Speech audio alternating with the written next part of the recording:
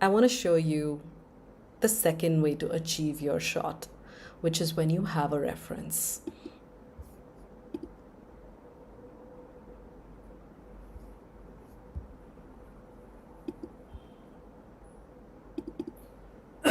Okay, so I am going to try and generate a shot with two models and with this as my reference image. So man and a woman, shoot with reference.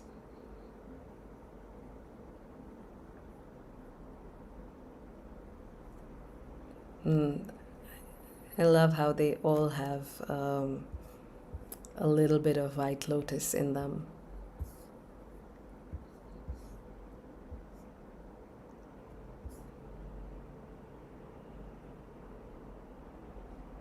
So I'm going to also talk about reference image strength. One, if your reference image is high quality, you're going to be able to produce high quality results. And if it is a very low res image, you might not get as high quality a result. The second thing is the image strength. If you use it at 1, it's going to really stick to this image. And if you reduce it, it has a lot more freedom. So I'm going to generate it at 1 also.